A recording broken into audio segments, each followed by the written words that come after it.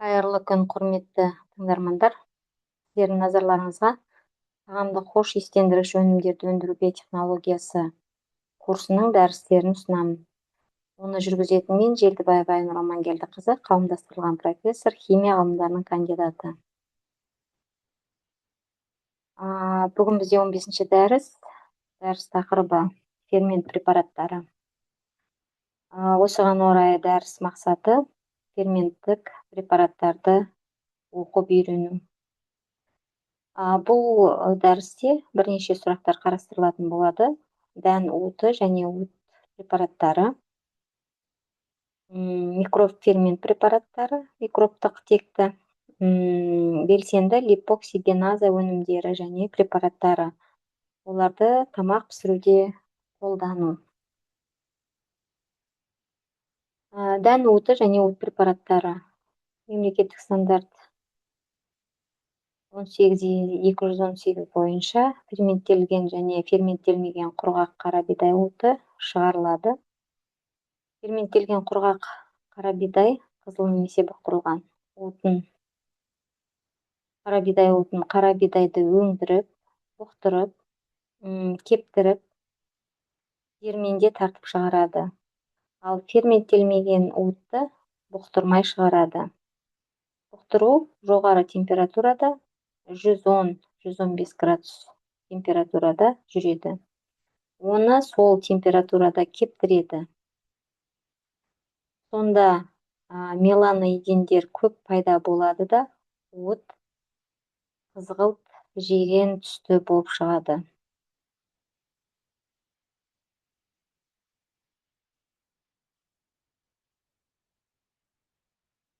Уыт өндірудің және оны бұқтырудың алдына қойылған негізгі талабы да осы. Оның ферменттерінің белсенділігі нашар болады. Оның себебі олар жоғары температурада өздерінің ферменттік қасиеттерін біраз жойып бейтараптанады.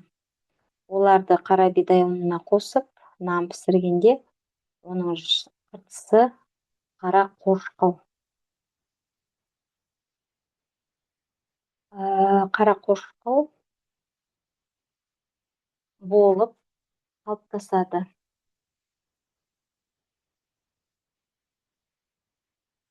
Микробтық фермент препараттары, микробтық фермент препараттар өздерінің өндірілу шикізаттарына қарай төмендегідей ферменттік препараттар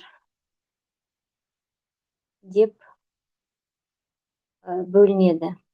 Яғни бірнеше түрге бөлінеді. Яғни ол көгерткіш ұсақ саңырауқұлақтар, яғни зең саңырауқұлақтары, ашытқы тәрізді ұсақ саңырауқұлақтар, бациллус субтилис және бациллус мезентерикус бактерия негізіндегі бактериялардан өндірілетін ферменттік препараттар.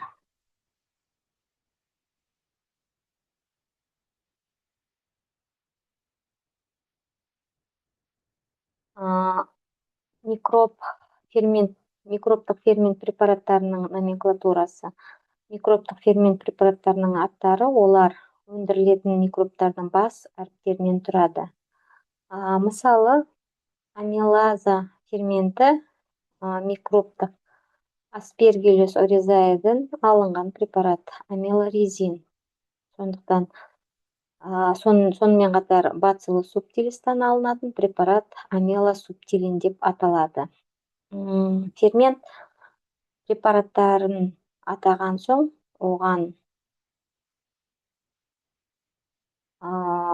P3X, P10X, P15X, P20X немесе G3X, G10X, G115X, G20X деген индекстер жалғанады. Ондағы бірінші әріптер P беттік, яғни поверхностный деген сөзден қатты заттардың бетінде өсірілген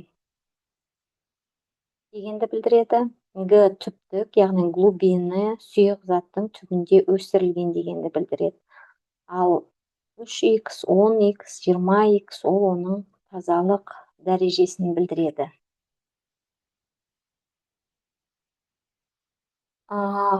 Белсенді липоксигеназа өнімдері және препараттары оларды нан пісіруде қолдану.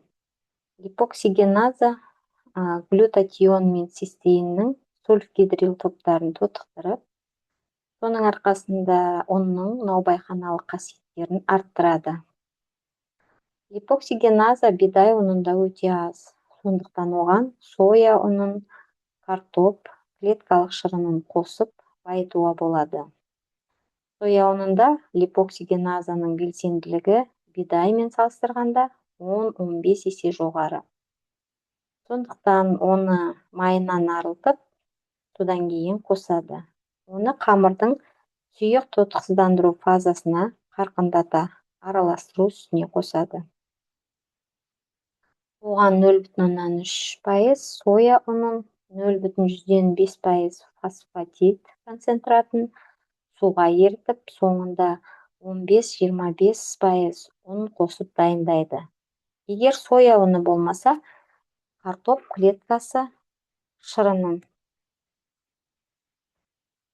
қосуға да болады.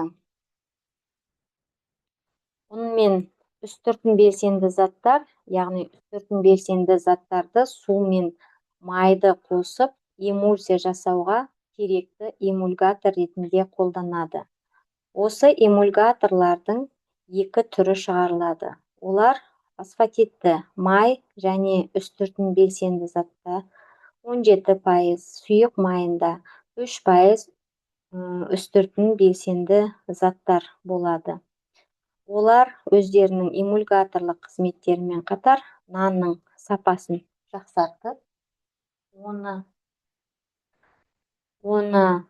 ескіруден сақтайды. Сондықтан оларды бір есептен нанның жақсартқышы деп те атайды. Үстіртін белсенді заттар суды өзіне тартып алатын гидрофильділік және суды тебетін гидрофобты бөліктерден тұрады. Олар өздерінің су сүйгіш бөлігімен су молекуласына қарай, суды тепкіш бөлігімен май молекуласына қарай бағытталып орналасады. Осы бөліктерінің қатысуымен гидрофильді, липофильдік бірден суды да, майды да сүйгіштік тепе-теңдік пайда болады. Нанның қасиеттерін жақсарту үшін осы қатынастың мөлшері 6-14 болуы керек.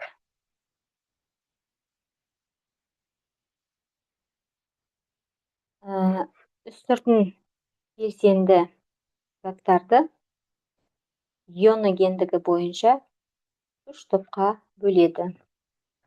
Анионы белсенді үстірт белсенді заттар егер су ерітіндісінде теріс зарядты ион беретін болса, стероил сүт қышқылының натрий және кальций тұздары. Ионогенді емес, үстірт белсенді ион бермейтін үстірт белсенді май қышқылының моно және диглицериттері бұл екінші топ. Үшінші ол амфолитті үстірт белсенді зат, анион, катион белсенділігі аралас топты. Үстірт белсенді зат, лецитин, фосфатидтер және фосфатид қойыртпаларын жатқызуға болады. Яғни, ионогенділігі бойынша осы 3 топқа бөлінеді. Үстірт белсенді заттар түрлері өте көп. Табиғи үстірт белсенді заттар табиғатта кең тараған, өте көп. Олардың ішінде нан өндірісінде тек адамның денсаулығына зиянсыз түрлері ғана қолданылады. Оларға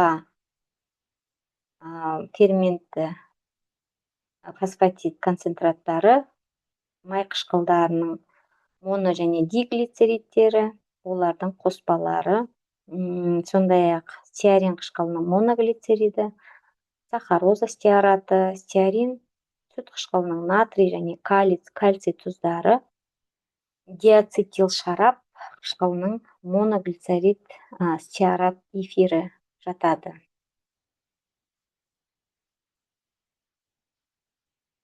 Үстірт белсенді заттарды қосудың жалпы нәтижелеріне келетін болсақ, бидай ұнына үстірт белсенді заттарды қосып, нан пісіргенде оның көлемі өседі. Жұмсақ ортасының кеуектілігі жақсарып, жұмсақ болып қалыптасады. Егер эмульгатор түрінде қолданылса, ол өте жақсы нәтиже береді.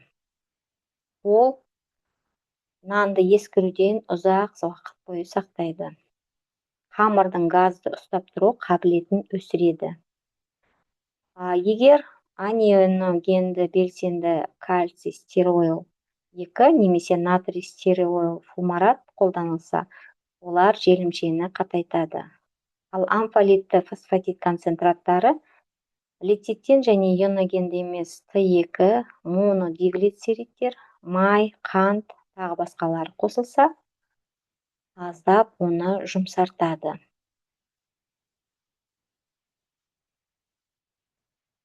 Модифицирленген, яғни өзгертілген крахмал нанның сапасын жақсарту үшін тотықтырылып өзгертілген крахмалды да пайдаланады.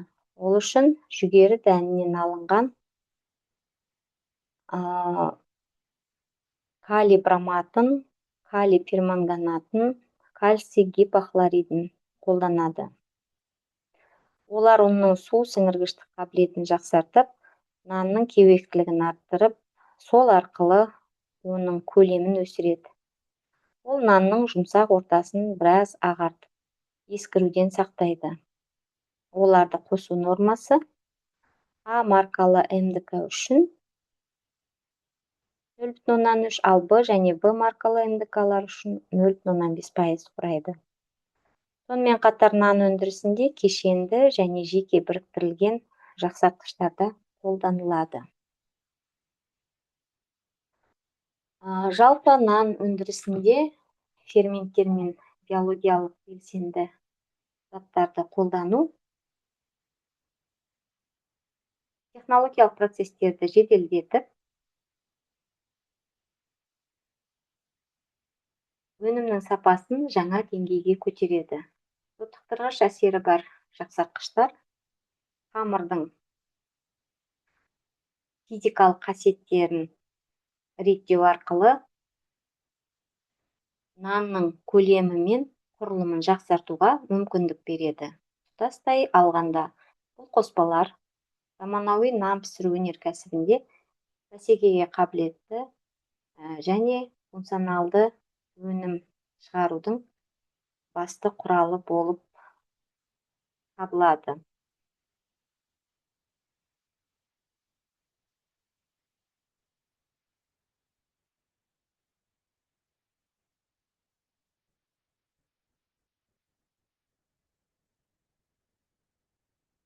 Жалпы нан өндірісінде ферменттер, жалпы тағам өндірісінде ферменттер, ферменттік препараттар өте маңызды орынға ие. Яғни олар ферменттер өзінің биологиялық тездеткіш, яғни биологиялық катализатор ретінде биохимиялық процестердің қарқынды жүруіне және олардың берілген тағам түріне әсері, дәмін, иісін, жалпы органолептикалық көрсеткіштерін жақсартуда үлесі өте зор. Сондықтан да олар технологиялық процестердің жақсы жүруін және де өнімнің сапасын жақсартуда, оның органолептикалық, сондай-ақ физика-химиялық қасиеттерін, көрсеткіштерін жоғарылауына, артуына алып келеді. Сондықтан да ферменттік препараттар олар табиғи түрде де және дайын препарат түрінде де барлық тағам өндірісінде қолданылу кеңінен орын алған. Соның ішінде нан өндірісінде нанның көтерілуіне, ұнның қасиеттерін арттыруда жақсартқыш зат ретінде қолданылатын маңызды заттардың бірі болып табылады. Осыған орай оның тағам өндірісінде қолданылу тиімділігі келесі бағыттар бойынша қарастырылады. Жоғары талғампаздық, яғни спецификалық, әрбір фермент тек белгілі бір затқа, субстратқа, яғни әсер етеді. Бұл жанама жағымсыз реакциялардың алдын алады. Екіншіден, экологиялық қауіпсіздігі, олар табиғи ақуыздар болғандықтан өнімде зиянды қалдықтар қалдырмайды және қоршаған ортаға залал келтірмейді. Және де жұмсақ жағдайда жұмыс істеу. Ферменттер төмен температурада 30-60 градуста және қалыпты қысымда әсер етеді. Бұл энергия шығынын азайтады. Және де сапаны мақсатты түрде жақсарту. Мысалы, нанның жұмсақтығын арттыру, шырынды мөлдірлету немесе сүт өнімдерінің дәмін байыту үшін қолданылады. Яғни аталған бағыттар бойынша ферменттік препараттардың қаншалықты тағам өнімдерінің сапасын жақсартуда маңызды екенін көруге болады. Сол себепті ферменттік препараттар олар тек қана нан өндірісінде емес, сондай-ақ барлық тағам өнімдерінде кеңінен қолданылады. Осымен дәрісіміз аяқталды. Назарларыңызға рахмет.